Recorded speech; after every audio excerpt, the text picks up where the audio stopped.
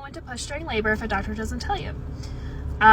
Technically, you don't ever have to push, and baby will still come out. Pretty fascinating, but I'll get back to that. But if you're in the hospital and you have an epidural, and a doctor or nurse comes in and say, hey, you're 10 centimeters dilated, let's start pushing, and you don't feel an urge, you can always tell them, hey, you know, I want to wait a little bit and see what my body does.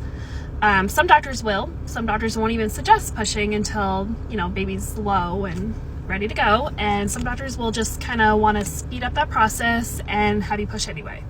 Now, I've had epidural births, I've had midwife home births, and I've had a free birth. So I'm going to talk about my 2 epidural births.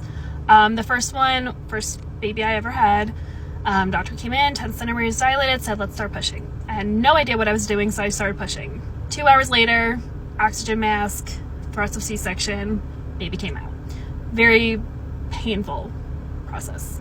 Next baby was my last epidural birth, and had a fairly easygoing labor, and that doctor, you know, didn't really say anything to me. I alerted the nurse, like, hey, I'm feeling lots of pressure down there, like I feel like a bowling ball, and she checked me and he was right there. So I pushed and baby came right out within 5 minutes. So good experience. So even with the epidural, if you wait long enough, usually for most women, your body will feel pressure. You know, you might not feel contractions, but you will feel pressure.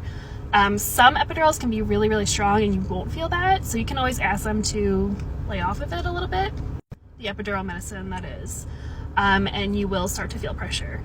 So if you want to wait and not be coached to push, that's a good thing to look out for, feeling that pressure, like literally feeling like a bowling ball is right there. Or, you know, if you don't feel that, you can always ask your doctor, how low is baby? Now, to never push, that is called fetal ejection reflex, also known as Ferguson reflex.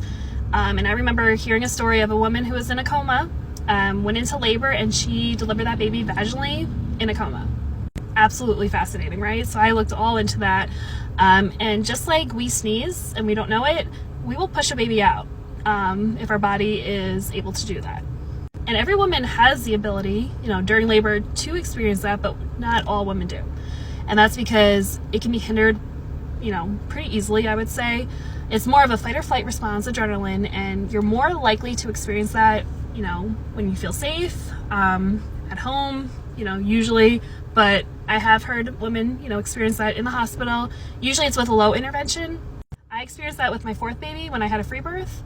I woke up 2 hours later, he came out, and I never pushed, never bared down. It was honestly really crazy, and afterwards I kind of had shock for a little bit because I could not believe that just happened that easily and that quickly.